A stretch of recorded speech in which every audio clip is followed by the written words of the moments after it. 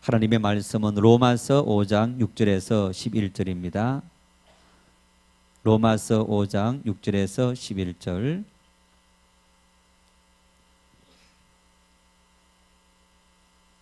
한 목소리로 합독하시겠습니다. 우리가 아직 연약할 때에 기약대로 그리스도께서 경건하지 않는 자를 위하여 죽으셨도다. 의인을 위하여 죽는 자가 쉽지 않고 선인을 위하여 용감히 죽는 자가 혹 있거니와 우리가 아직 죄인되었을 때에 그리스도께서 우리를 위하여 죽으심으로 하나님께서 우리에 대한 자기의 사랑을 확정하셨느니라. 그러면 이제 우리가 그의 피로 말미암아 의롭다 하심을 받았으니 더욱 그로 말미암아 진노하심에서 구원을 받을 것이니 곧 우리가 원수 되었을 때 그의 아들의 죽으심으로 말미암아 하나님과 화목하게 되었은즉 화목하게 된 자로서는 더욱 그의 살아나심으로 말미암아 구원을 받을 것이니라. 그뿐 아니라 이제 우리로 화목하게 하신 우리 주 예수 그리스도로 말미암아 하나님 안에서 또한 즐거워하느니라. 아멘. 가을에는 산에 단풍이 곱게 물들 때입니다. 참 덥지도 않고 춥지도 않고 또 맑은 이렇게 공기를 마시면서 이 가을 산이 얼마나 좋은지. 여러분, 그런데 산에 올라가면서 나무를 보고 이 나무는 몇 살이 되었을까? 그런 생각들을 많이 해보신 적 있으십니까? 한 번은 청수장 계곡에서 쭉 올라가다가 중간쯤 한 30분쯤 올라가면 벤치가 있습니다.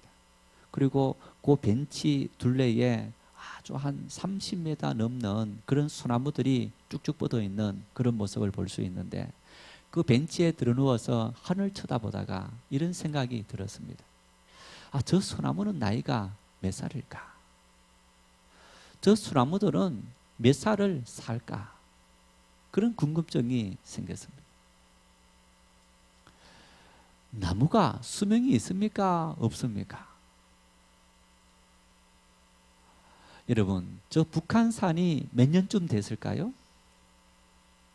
1000년, 2000년, 만년. 아마 뭐 특별한 일이 없었다면 하나님께서 만드신 이후에 저 북한산이 있었지 않았겠습니까? 그러면 저 북한산의 나무 중에서 수백 년은 뭐 예를 들어서 수백 년은 보통이고 수천 년, 수만 년 된 그런 아주 오래된 나무들이 있어야 되는데 그런 나무들이 있습니까? 없습니까? 없어요. 우리나라의 가장 오래된 소나무는 600살이 된 속리산 입구에 있는 정이품 소나무라고 합니다. 일반적으로 나무들이 이렇게 평균적으로 사는 그런 나무들이 있습니다만은 제일 오래 일반적으로 사는 나무가 미국에 있는데 이 캘리포니아주 세퀘이아 국립공원에 있는 자이언트 세퀘이아 나무가 오래 사는데 평균적으로 3000살을 산다고 합니다. 세계에서 가장 오래 사는 나무 역시 LA 쪽에 있는데 4700살이라고 합니다. 근데 그 이상 되는 나무들은 아직 없는 거고 대다수 나무들이 조금 살다가 죽게 됩니다. 그 이후에 한 분은 이제 얼마 전입니다만은 역시 청수산 계곡 올라가다 보니까 아니 그 계곡에 넘어져 있는 나무들이 수두룩하게 있는 겁니다. 태풍이 지나가면서 그 나무들을 부러뜨려서 나무들이 죽게 되고 쓰러지게 된 겁니다. 이 세상에 존재하는 모든 동식물들, 나무들을 포함해서 모든 동식물들은 영원히 존재하는 그런 존재가 아무도 없습니다. 다 때가 되면 죽습니다. 그런데 얼마 전에 영국에서 어떤 과학자들이 발표를 했는데요. 단 한 생물이 안 죽는다는 겁니다. 근데 그 생물도 어떤 지역에만 사는 생물이 안 죽는 거지 전체 지역에 사는 생물이 죽는 게 아니라는 얘기입니다. 해파리 중에서 카리브해에 사는 해파리가 안 죽는다는 겁니다. 이 해파리들은 보통 번식을 하면 바로 죽는데 그 해파리들은 번식하고 다시 이 나이를 새롭게 먹는다는 겁니다. 젊어진다는 얘기입니다. 그러니까 이 새끼를 낳고 또 젊어지고 또 낳고 젊어지고 그래서 영원히 죽지 않는 해파리가 이 카리브 해에 생겼다고 합니다. 이제 이런 것이 자연적인 법칙이 아니고 뭔가 어떤 이 변형 분화의 과정을 통해서 세포가 변형 분화의 과정을 통해서 그렇게 생존한다는 거예요. 여러분 그런데 보십시오. 그런 해파리들도 때로는 제가 어렸을 때 바닷가에 놀면요, 바닷가에 해파리들이 많이 떠밀려 옵니다. 그러면 아이들이 그놈을 잡아서 그냥 이렇게 무태 얹어 놓으면 다 죽습니다. 요즘 보니까 그 해파리들 중에서 독 해파리가 있어서 물려서 사람이 죽는 경우도 있는데 그때는 막 가지고 이렇게 막 주물럭거리면서 놀았던 그런 기억이 있습니다. 어쨌든 이 땅에 존재하는 모든 동식물들은 폭풍우나 질병이나 아니면 자연 노쇠 현상으로 죽게 되어서 있는 것. 그것이 자연의 법칙이다. 여러분 그렇다면 우리가 죽음을 어떻게 해야 됩니까? 죽음을 거부해야 됩니까? 죽음을 기쁨으로 맞이해야 되는 겁니까? 네? 네, 기쁨으로 맞이해야 되는 거예요. 물론 우리가 환영하기에는 좀 그렇지만은 여러분 사람이 때가 되면 다 죽는 거예요. 다 죽는 겁니다. 누구 할 것 없이 모든 사람들이 다 죽습니다. 자, 그런데 여러분 만일 내 나이가 50인데 내 나이가 60인데 갑자기 소화가 안 된다. 아니면 뭔가 이상하다 해서 병원 갔습니다. 당신 말기 암입니다. 이제 당신은 6개월밖에 살지 못합니다. 기분이 어떨까요? 이제 하나님께서 나를 불러가시는구나. 감사합니다. 그렇습니까? 하나님? 내 나이가 아직까지 50, 60밖에 되지 않았는데 벌써 나를 불러가시다뇨. 살아가다가 우리 몸에 조그만 이상이 생겼습니다. 아픔이 생겼고 여러 가지 문제가 생기면 어떠합니까? 난리가 나는 겁니다. 자기 몸을 보호하느라고 아주 죄송합니다. 야단 법석을 떨 때가 저부터 나는 거예요. 천국이 있고 하나님의 나라가 있다는 사실을 믿는다면 어쩌면 특히 여러분 다른 믿지 않는 사람들이 아니라 믿는 그리스도인들은 죽음에 대해서 초연할 수 있고 그것을 받아들일 수 있어야 되는데 믿는 사람들조차도 그 죽음을 자연스럽게 받아들이지 못하고 사는 것이 우리의 현주소인 겁니다. 왜 그런 겁니까? 창세기 2장 7절 말씀이 그 해답입니다. 같이 읽겠습니다. 여호와 하나님이 땅의 흙으로 사람을 지으시고 생기를 그 코에 불어넣으시니 사람이 생명이 되니라. 할렐루야. 인간이 여러분 자연 수명을 해서 죽는 존재입니까? 영원히 사는 존재입니까? 어떤 존재일까요? 하나님께서 여러분 모든 땅의 동식물들을 만드셨습니다. 말씀으로 만드셨지만은 여러분 그 모든 동식물들의 하나님께서 흙으로 만드시기도 하고 해서 그것을 만들었는데 모든 동식물들은 흙으로 만들어서 그 자체의 생명을 갖고 살아가도록 했는데 인간에게는 흙으로 만드시고 그 코에 뭘 넣으신 겁니까? 생기를 불어넣었다. 그래서 그 생기가 생명이 되었다. 하나님께서 불어넣으신 그 생기 바로 영을 말하는데 창세기 1장에 이렇게 말씀합니다. 하나님께서 우리가 우리의 형상대로 우리의 모양대로 우리가 사람을 만들고 그 우리는 삼위일체 하나님을 말씀하시는데 그 하나님께서 인간을 만드셨을 때에 하나님의 형상, 하나님의 모양 한마디로 말하면 하나님의 인격을 닮아서 그 하나님의 인격은 어떤 모습이냐? 하나님은 영존하시는 분이시다. 영원히 존재하시는 하나님.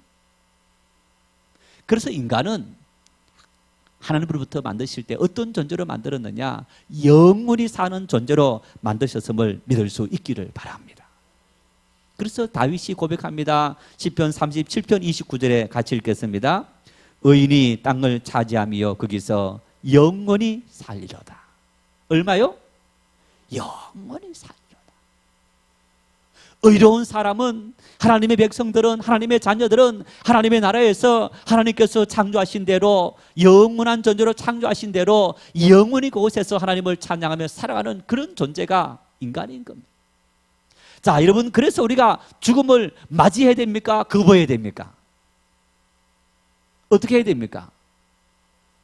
네? 맞이해야 됩니까? 네. 그렇죠. 우리가 이 죽음이라 했을 때에 이 영의 죽음이냐, 육체의 죽음이냐, 이런 의미가 있는 겁니다. 조금 설명을 하자면요, 여러분, 자, 지금 다 옷을 다 입고 계시죠? 옷을 다 입고 계시죠? 몇 년 입으셨습니까? 한 20년쯤 입으셨습니까? 뭐 보통 옷 사면 10년, 20년 다 입으시는 거죠. 연세 들어갈수록 옷을 길게 입습니다. 그런데 이 옷을 못 입을 때가 있어요. 왜 못 입습니까? 네? 네, 작아서. 옛날에는 떨어져서 못 입을 때 많은데 요즘은 이 몸이 자꾸 늘어나서 작아서 못 입을 수 있고, 그 다음에 옷이 떨어지거나 낡아서 못 입을 때 있고, 또 자기 마음에 안 들어서 못 입을 때 있어요. 자, 낡아서 못 입는 것은 오래 입었기 때문에 낡아서 못 입는 거고, 그런데 갑자기 예를 들어서 길을 가다가 넘어졌는데 막 옷이 찢어졌다, 도저히 깨물 수가 없다, 어떡합니까? 옷을 버리게 되는 거예요. 육체는 입고 있는 옷과 같다는 거예요. 다시 말하면 떨어지면 버리고 또 새 것을 사 입는 것과 마찬가지라는 거예요. 그래서 우리 인간들에게 있는 나라는 존재는 어떤 존재이냐? 입고 있는 이 옷과 같은 육체가 아니라 영이 나라는 존재인 겁니다. 여러분, 그래서 우리가 옷을 이렇게 버리고 옷을 다시 입을 때에 여러분 옷이 떨어졌다, 야, 아깝다, 조금 그런 생각은 비싸게 주고 샀을 때 할 수 있지만은 어떡합니까? 떨어져 못 입으면 과감하게 별 고민하지 않고 갖다 버리는 거예요.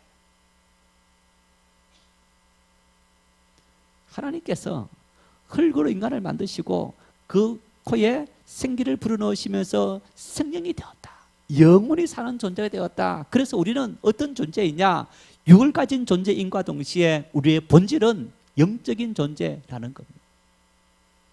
나는 하나님의 백성으로 영원히 살아가는 존재이다. 그리고 여러분, 우리가 때가 되면 육체라는 옷을 벗어버리고 하나님의 나라에서 영원히 살기 위해서 새로운 하나님의 옷 입혀주시는 세마포로 단장한다, 그렇게 말하는 거예요. 죽음을, 육체의 죽음을 두려워해야 될까요? 말아야 될까요? 두려워하지 말아야 하는 거예요. 왜? 그것이 우리의 본질적인 죽음이 아니기 때문이다. 그것이 우리의 본질적인 죽음이 아니기 때문이다. 여러분, 그런데 왜 인간들은 인생을 살아가면서 두려움 속에 사느냐? 이런 하나님의 진리의 말씀이 우리 가운데 있음에도 불구하고 하나님께서 우리를 이렇게 만들었는데 당연히 그 하나님 만드신 대로 인간이 살아가야 하는데 왜 인간들은 그렇게 살지 못하고 조그마한 질병이 생기고 그리고 조금 빨리 죽어도 모든 것이 다 끝나버리는 것 같은 그런 두려움과 절망 속에 신음하며 살아가고 있느냐? 그 이유가 뭐냐? 바울 사도는 로마서에서 말씀합니다. 로마서 5장 12절 말씀 같이 읽겠습니다.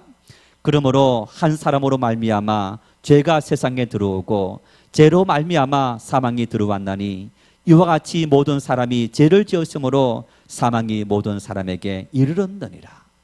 로마서 6장 23절입니다. 죄의 삭선 사망이요 하나님의 은사는 그리스도 예수 우리 주 안에 있는 영생이니라. 왜 인간에게 두려움이 생겼습니까?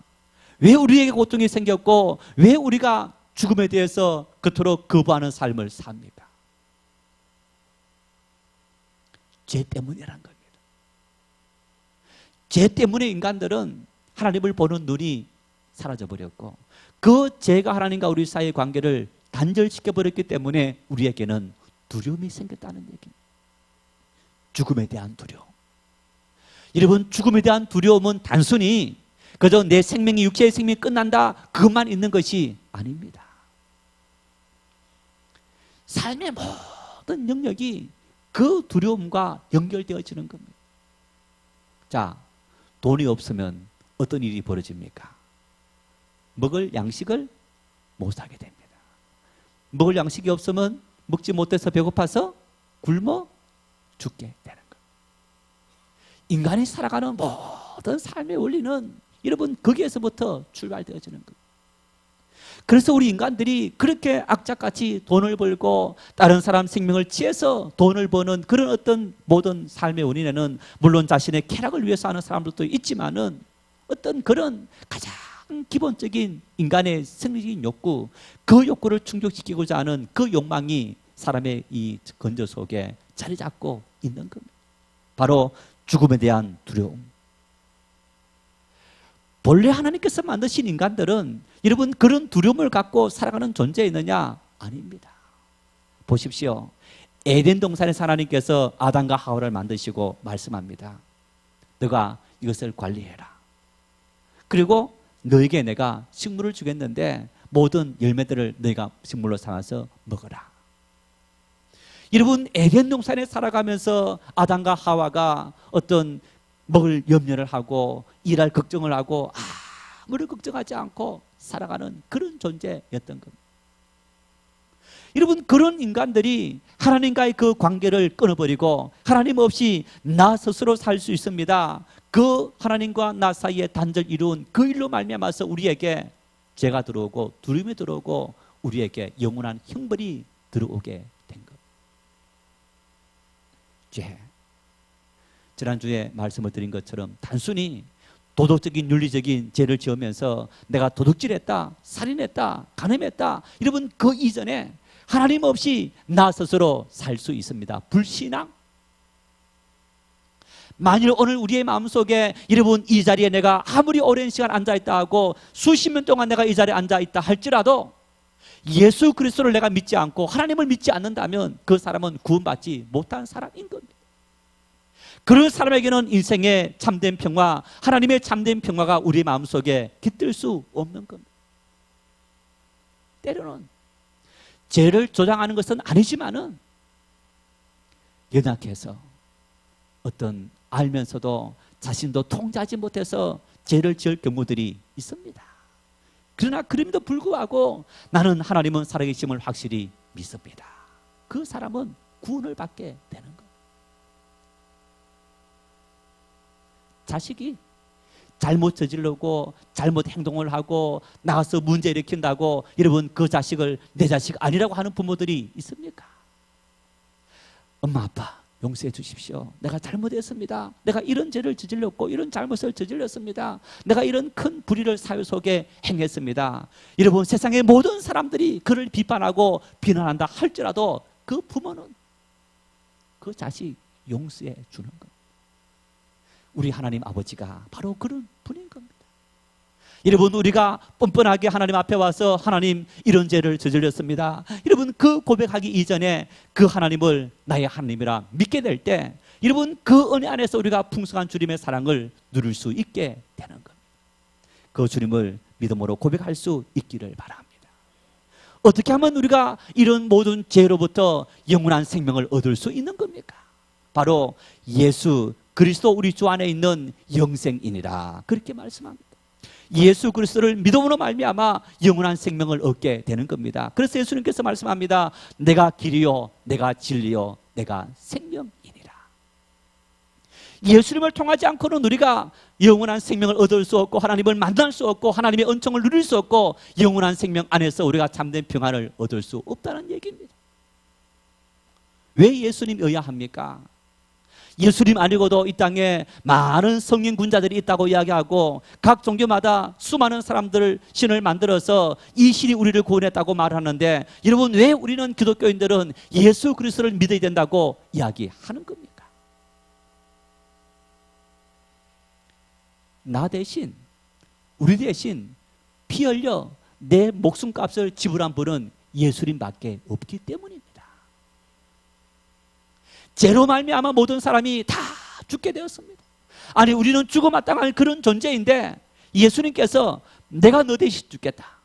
내가 너 대신 죽었다, 내가 너 대신 십자가 졌다, 그렇게 하시면서 2000년 전 온 인류의 모든 죄를 속하시는 대속의 죽음을 죽으셨기 때문에 우리는 예수님 안에서 예수님 말미암아 참된 생명과 참된 평화를 얻게 되는 것.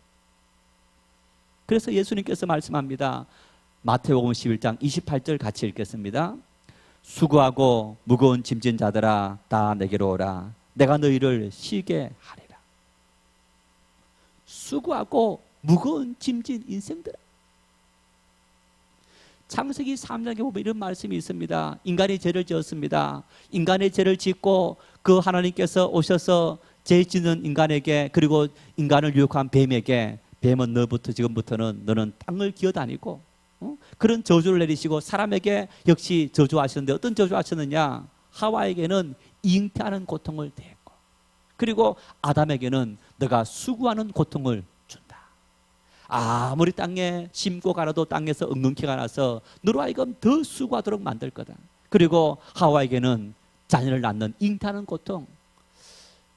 여러분, 자녀들을 어떻게 부릅니까? 부모들끼리 이 왼수처럼, 왼수 같은데, 그런데 여러분 그 원수가 어떤 왼수입니까? 사랑하는, 이뻐하는. 그러면서 그 원수가 평생 내가 짊어져야 될 무거운 짐인 것.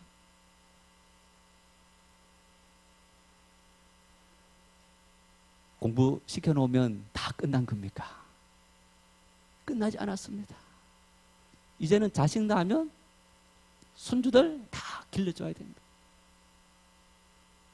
딸 한 명 이제 했는데 나중에 사위, 그리고 손주들 다 데려와서 그 부모가 뒷바라지 다 해야 됩니다. 평생을 잉태하는 그런 고통을 되겠습니다. 수고하고 무거운 짐진 인생들아. 여러분, 인생을 살아가면서 참 아무리 잘 나가는 사람이라 할지라도, 아무리 능력을 가진 사람이라 할지라도, 똑똑한 사람이라 할지라도, 물질이 많은 사람이라 할지라도 내 인생에는 아무런 고통 없이 할렐루야 나는 기쁘게 삽니다, 그런 사람이 과연 얼마나 됩니까? 가정마다, 사람마다 다 들어가 보십시오. 문제 없는 가정이 없습니다. 고통 없는 가정이 없습니다. 다 가정마다 그런 문제가 다 있습니다. 자식도 잘 되었습니다. 사업도 잘 되고 있습니다. 정말 모든 사람들에게 존경받습니다. 그런데 아내가 금방 병 들어서 빨리 죽게 되었어요. 남편도 잘 나갑니다. 자녀들도 좋은 대학 가고, 그리고 좋은 곳에 결혼하고, 그러면서 잘 삽니다. 그런데 몸에 질병이 들려서 계속적으로 고통 속에 살아갑니다. 수많은 재물들이 아무런 소용이 없는 것. 사회적으로 존경받는 그런 위치에 있는데, 그런데 부부간에 문제가 생겨서 같이 다니질 않습니다. 한 집에 살면서도 마치 딴 부부처럼 생활하는 그런 사람들도 수없이 많은 것을 바라보게 됩니다. 한번 제가 말씀을 드린 적이 있는데, 어떤 집에 신방을 갔더니 연세가 한 75세 되시는 이제 이 연세 되신 집사님인데 참 고생하면서 자식을 키웠어요. 어떤 일을 했느냐, 이게 그 부잣집에 가서 파출부 일을 하시면서 자식을 키웠는데, 그 하시는 말씀이 그런 말씀하세요. 목사님, 그 부자들 하나도 안 부럽습니다. 하시는 말씀이, 남편은 바람나서 매일 집안에 그냥 부부싸움이 그칠 날이 없다는 거예요. 그래서 바람나서 바람 피우고 들어오면 부부싸움 나고, 남편 집 나가서 또 한참 있다가 또 들어오면 또 그런 일이 반복되고, 사람이 사는 것이 아니라는 거예요. 여러분, 이런 일만 물론 있는 것이 아닙니다. 우리가 살아가는 모든 인생은 땀 흘려 일해도 그 수고의 대가가 거두지지 않고, 열심히 건강을 관리했지만은 때가 되면 병들면서 우리의 삶에 무거운 짐들이 찾아오는 거예요. 주님은 그런 인생들을 향해서 다 내게로 오라. 내가 너희를 쉬게 하리라. 주님 안에서 인생에 참된 평강이 있고, 주님 안에서 우리가 참된 자유를 노래할 수 있지. 여러분, 내가 돈이 많다고, 능력이 있다고, 명예가 있다고 그것이 우리에게 참된 명예와 참된 평안과 참된 자유와 참된 기쁨을 주는 것이 아니라는 얘기예요. 주님을 만난 사람은 많은 것이 없어도, 주님을 만난 사람은 정말 똑똑하지 못해도, 주님을 만나는 사람은 세상 속에서 내가 별 볼 일 없는 사람이라 할지라도 감사하고 기뻐하며 살아갈 수 있게 되는 것. 주님은 바로 우리에게 이런 은혜를 베푸시기 위해서, 이런 대속의 죽음을 죽기 위해서 주님은 이 땅에 오셨고 십자가에서 달려 죽으셨다는 얘기입니다. 오늘 본문 말씀은 이러한 사실들을 세 가지 사건으로 나누어서 설명하고 있는데, 6절 말씀을 같이 읽겠습니다. 우리가 아직 연약할 때에 기약대로 그리스도께서 경건하지 않는 자를 위하여 죽으셨도다. 우리가 연약할 때. 이 말씀은 이런 의미입니다. 내가 삶을 살아가면서 나도 모르게 자범죄를 짓습니다. 윤리적인 도덕죄를 짓습니다. 도덕적인 죄를 짓습니다. 미워하고 다투고 분쟁하고 훔치고 어떤 나쁜 마음을 품고 어떤 그런 삶을 살아가면서 많이 하지 않습니까? 여러분, 그런 우리의 자범적인 죄를 의미하는 거예요. 삶을 살아가면서 짓게 되는 그런 인생의 모든 자범죄, 아직 우리가 그런 죄를 짓고 있을 때에, 아직 우리가 그런 죄 속에 빠져서 허우적거릴 때에, 우리가 하나님을 믿는다고 하면서도 그런 죄 속에서 우리가 고통 속에 빠져 있고 신음할 그때에 그리스도께서 우리를 위하여 죽으셨도다. 내가 너희가 진 그 모든 죄에 대해서, 너희가 행하는 그 모든 죄를 내가 십자가에서 대속했다. 너희가 죄값을 받아야 되겠지만은 내가 그 죄값을 너희를 위해서 받았다. 그것이 바로 예수님의 죽음이라는 겁니다. 예수님의 십자가라는 얘기입니다. 왜 예수님께서 2000년 전 십자가를 지셔야 했느냐? 바로 내가 짓는 그 죄, 내 약함, 내 연약함, 그 모든 것을 예수님께서 대속하시기 위해서, 대신하시기 위해서 십자가에서 죽으셨고 부활하셨다. 8절 말씀 같이 읽겠습니다. 우리가 아직 죄인 되었을 때에 그리스도께서 우리를 위하여 죽으심으로 하나님께서 우리에 대한 자기의 사랑을 확정하셨느니라. 우리가 아직 죄인 되었을 때, 여러분, 이 죄는 약함과 다르게 이 죄는 바로 우리가 지은 원죄를 말합니다. 아담이 지은 죄를 말합니다. 하나님 없이 살아갈 수 있다고 생각하는 사람의 교만죄를 의미합니다. 어쩌면 내가 태어날 때부터 예수님을 믿고 그리고 구원받은 사람으로 살아가는데, 내 조상적부터 인간들이 이미 하나님과 단절됨으로 짓게 되는 그 죄, 우리의 본질적인 죄, 그 죄를 위해서도 예수님은 십자가 대속의 피를 흘렸다. 그래서 그 예수님의 대속의 피로 말미암아 우리는 이제는 그 모든 죄에서 해방되었고 자유함을 얻게 되었다는 것. 10절 말씀을 같이 읽겠습니다. 곧 우리가 원수 되었을 때에 그의 아들의 죽으심으로 말미암아 하나님과 화목하게 되었은즉 화목하게 된 자로서는 더 그의 살아나심으로 말미암아 구원을 받을 것이니라. 우리가 원수 되었을 때, 하나님을 대적했을 때, 하나님이 어디 있느냐고. 여러분, 오늘날도 수많은 믿지 않는 사람들이 하나님을 대적합니다. 이 고백은 바울 사도 자기의 깊은 고백에서 나오기도 한 겁니다. 여러분, 바울이 어떤 존재였습니까? 예수님을 대적했습니다. 예수님께서 부르시기 전에 바울 사도는 다메섹으로 가는 도상에서 예수 믿는 사람을 잡아 가두려는 그런 앞잡이 선봉이었던 겁니다. 스데반 집사님이 순교당할 때에 증인이 됐던 인물이 바로 바울 사도. 그래서 자기를 죄인 중에 개수다 그렇게 말합니다. 그 의미는 바로 하나님과 원수되었던 자기 모습을 발견하고 있는 거예요. 지금도 이 땅에 수많은 사람들이 하나님과 원수되어서 하나님을 알지 못하고 하나님을 부정하고 있고 하나님이 어디 있느냐고, 여러분, 그 차원을 더 넘어서서 하나님의 이름을 땅에 떠들려는 그런 사람들이 있는 것을 볼 수 있습니다. 그런데 하나님은 예수님을 그런 사람들을 구원하기 위해서 보내셨다는 얘기예요. 그런 사람들을 위해서도 예수님은 속죄의 피를 흘리셨다라고 이야기합니다. 이 말씀은 이런 얘기입니다. 예수님의 보혈은 오늘 우리 그리스도인들만을 위해서 흘린 것이 아니라 이 땅에 존재하는 모든 인간들, 모든 인류들, 지금도 하나님의 이름이 짓밟히고 있는 그 영혼들을 위해서도 하나님은 예수님의 피를 흘리시도록 만드셨다는 얘기예요. 그들도 구원받아야 될 백성입니다.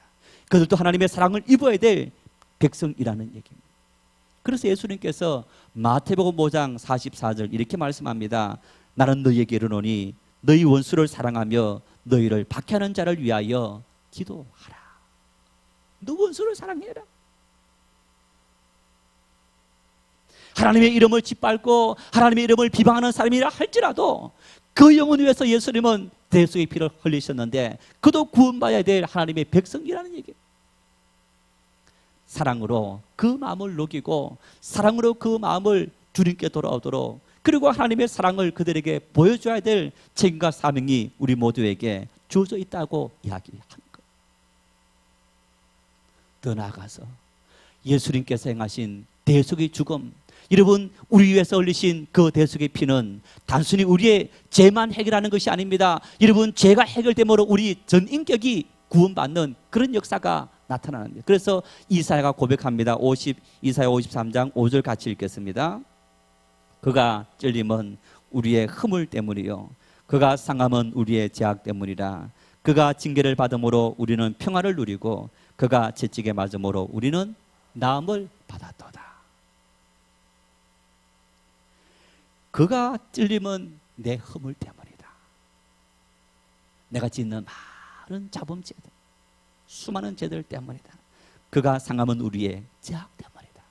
하나님을 없다한 우리의 근본적인 죄 뿐만 아닙니다. 그가 징계를 받음으로 우리가 평화를 누린다.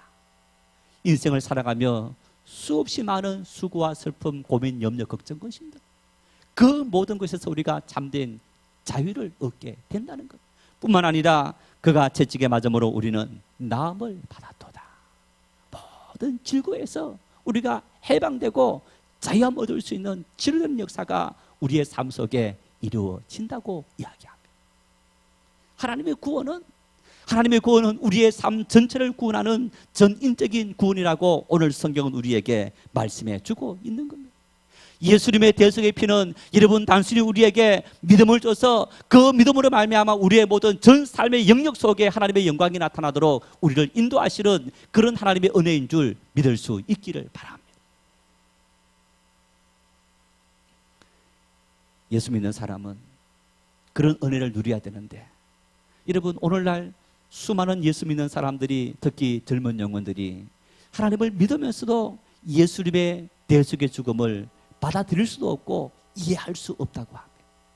차라리 믿지 않는 사람들이, 하나님을 모른다는 사람들이, 없다고 말하는 사람들이 그런 말을 하면 우리가 이해는 할 수 있지만은 이 진리의 말씀을 배우고 이 진리의 말씀을 읽고 이 진리의 말씀을 끊임없이 우리가 참 고민하는 그런 우리들 속에서 이런 대속의 죽음의 의미를 이해하지 못한다면 여러분 우리의 신앙은 없는 것과 마찬가지인 것.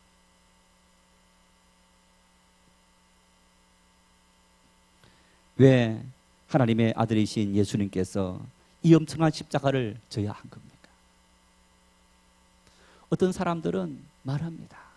하나님과 우리 사이가 무슨 상관이 있느냐고. 바울 사도는 오늘 본문 8절에서 이렇게 말씀합니다. 같이 읽겠습니다. 우리가 아직 죄인 되었을 때 그리스도께서 우리를 위하여 죽으심으로 하나님께서 우리에 대한 자기의 사랑을 확정하셨나이다. 하나님께서 우리를 이만큼 사랑하신다. 여러분, 왜 하나님은 우리를 사랑하십니까? 왜 우리를 사랑하십니까? 이 사랑의 의미를 만일 모른다면 예수님을 받아들일 수 없을 수도 있습니다. 여러분, 부모가 자식을 왜 사랑합니까? 왜 사랑합니까? 자기가 낳았기 때문에. 부모가 그 자식을 낳았기 때문에 자식을 사랑하는 거예요. 다른 이유가 없어요. 내 자식이 못생겨도, 내 자식이 잘생겨도, 내 자식이 똑똑해도 똑똑하지 못해도, 가난해도 부해도 내 자식이기 때문에, 내가 낳았기 때문에 그 자식을 사랑하는 겁니다. 하나님이 왜 우리를 사랑하시느냐? 하나님께서 우리와 무슨 상관이 있어서 우리를 사랑하시느냐? 여러분, 하나님은 이 땅에 존재하는 모든 인생들과 상관이 없는 분이 아닙니다. 상관이 있습니다. 왜? 하나님께서 이 모든 땅의 인간들을 만드셨고 낳으셨기 때문인 겁니다. 그래서 하나님은 당신의 아들 독생자 예수님을 주시기까지 우리를 사랑하셨고, 그리고 죽이시기까지 우리를 위해서 아낌없이 모든 것을 다 베풀어 주시는 그런 하나님입니다. 오늘 이 땅에서 우리는요, 이런 하나님의 사랑을 많이 확인할 수 있습니다. 자식 위해서 자기를 희생하는 부모들이 있습니다. 자식이 물놀이 갔는데 물에 빠졌습니다. 엄마 아빠가 나는 수영 못하는데 그냥 발만 동동 구르고 있습니까? 뛰어듭니까? 엄마 아빠가 수영 못해도 내 아이가 지금 물에 퐁당해서 꼬르륵 꼬르륵 넘어가고 있다, 그러면 뛰어드는 겁니다. 내 자식 건져서 던져내고 자기는 죽어갈지라도 건져내는 것. 이런 일만 있는 것이 아닙니다. 여러분, 간혹 보다 보면 의사자들이다, 의로운 죽음을 당한 사람이다, 이런 분들을 찾아볼 수 있습니다. 제가 한번 말씀을 드린 적이 있는데, 어느 계곡에서 여자 한 분이 이렇게 그 같이 등산 가는 팀들을 이끌고 갔는데, 그 물에서 보니까 젊은 사람들이 물에 빠져서 허우적거리는 것을 보고 뛰어들었는데, 건져내고 본인은 심장마비로 죽은 겁니다. 나이가 50 초반입니다. 이성적으로, 야, 혹시 내가 들어가면 심장마비 나지 않을까, 내가 죽지 않을까, 여러분, 어떤 그런 생각하기 이전에 참 저 사람들 건져내야지, 그 어떤 건지고자 하는 그 마음, 그 의로운 마음이 생겨서 자기 몸을 희생하는 그런 사람들, 우리 주변에도 많이 볼 수 있는 겁니다. 뿐만 아닙니다. 여러분, 간혹 화재 진압하다가 소방대원들이 목숨 잃는 경우 있고, 또 경찰들이 어떤 백성들을 보호하다가 목숨 잃는 경우 있고, 군인들이 나라 지키다가 목숨 잃는 경우들도 있습니다. 여러분, 왜 그들이 그렇게 죽습니까? 사명 때문에. 나에게 맡겨진 사명, 자기에게 맡겨진 그 사명 때문에 그런 자기 목숨을 희생하는 그런 경우들도 있는 겁니다. 하나님께서 우리 인간들을 만드셨고 우리 인간을 낳으셨기 때문에, 여러분, 아버지의 마음으로 하나님께서 만드신 이 인간들이 또 하나님 앞에서 온전한 모습으로 사는 그 사명감 때문에, 하나님의 의로우신 그 의로운 마음 때문에 하나님은 하나님의 아낌없는 사랑을 우리에게 보여주셨다는 얘기입니다. 그 사랑을 받아들이는 사람은, 그 사랑을 수용하는 사람은 영원한 생명 얻게 되고 하나님의 평강 얻게 되지만은, 그 사랑을 거부하는 곳에는 참된 평화가 없고 늘 죽음에 대한 두려움 속에서 벌벌 떨며 살아갈 수밖에 없게 되는 것. 이 하나님의 대속의 사랑은, 예수님의 대속의 사랑은 우리에게 값을 요구하지 않습니다. 헌금을 많이 한다라고, 봉사 많이 한다라고 우리에게 이런 사랑을 베푸시고, 그리고 하지 않는 사람을 안 주는 사랑이 아니라 원수까지도 사랑하시는 그 대속의 사랑이라는 얘기입니다. 너희가 이 모든 사랑을 다 받아들이고 이 사랑 안에서 너희가 참된 평화 누리고, 이 사랑 안에서 참된 행복 누리고, 이 사랑 안에서 너희가 참된 기쁨을 누리며 살아가는 그런 사람이 되라고 아낌없이 모든 것을 다 베풀어 주신 것. 16세기 중엽에, 그때까지 여러분, 이 지구와 달이, 해가 있는데, 그 지구와 해 중에서 지구를 중심으로 해가 돈다, 태양이 돈다, 이런 천동설을 사람들이 믿었습니다. 그런데 이 코페르니쿠스라는 사람이 자세히 과학적으로 연구하다 보니까 그거 아니다, 태양이 가만히 있는데 그 태양 주변을 지구가 돈다, 그런 지동설을 주장했습니다. 그 사람 화형당했습니다. 여러분, 지금 와서 보니까 지구가 돕니까? 태양이 돕니까? 예, 코페르니쿠스의 말이 맞습니다. 그래서 우리가 발상의 전환이다, 획기적인 전환이다, 그러면 꼭 이렇게 붙입니다. 코페르니쿠스적인 발상이다, 이렇게 말합니다. 완전히 획기적인, 전혀 상반된 180도 달라진 그런 어떤 사고방식을 요구하는 것. 예수님께서 나 위해서, 예수님께서 우리 위해서 십자가 지셨고, 그분의 죽으심은 내 모든 죄를 위한 대속의 죽음이다. 인간 이성으로 받아들일 수 있는 것이 아닙니다.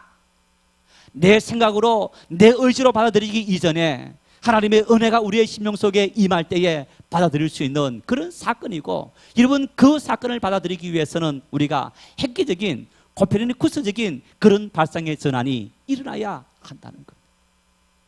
믿음은 수용하는 겁니다. 믿음은 받아들이는 겁니다. 여러분 받아들이고 그리고 그 안에서 우리의 이성과 우리의 지성을 통해서 하나님을 발견하고 하나님이 어떤 분인지 궁극히 행하면서 하나하나 찾아가고 만나게 되고 알게 되어야 되는 거예요. 하나님이 어디 있는지 증명해보라.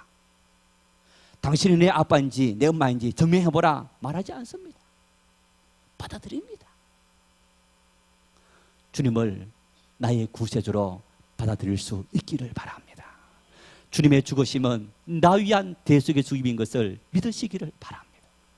주님의 죽으심은 그 나를 위한 대속의 죽음인데 나에게 무엇을 주시느냐? 평강을 주시기 위해서, 은혜를 주시기 위해서, 하나님의 백성으로 살아가게 하기 위해서 우리에게 이런 은혜를 베풀어 주셨다는 사실이 안 믿으셔도 믿으시길 바랍니다. 내 이성으로 거부해도 주여 내가 믿습니다. 그 믿음을 고백할 수 있기를 바랍니다. 그래서 내 의지로 내 믿음을 다시 한번 고백하고 그 주님 앞에 우리의 모든 삶을 맡기고 살아갈 때 세상의 모든 죽음과 그리고 인생의 모든 두려움에서 참된 자유를 누리며 살아갈 수 있는 은혜를 누리게 되는 거예요. 이것이 믿음의 비밀이고 이것이 대속의 죽음의 비밀이 되는 거예요. 여러분 이런 비밀을 우리 가슴 속에 간직하고 주님과 함께 걸어가며 주님의 기쁨을 풍성히 누릴 수 있는 복된 삶 될 수 있기를 바랍니다. 따라합시다. 예수님 때문에 내가 살았습니다. 예수님은 나 대신 죽으셨습니다. 늘 이 믿음을 고백하고 살아갈 수 있기를 바랍니다.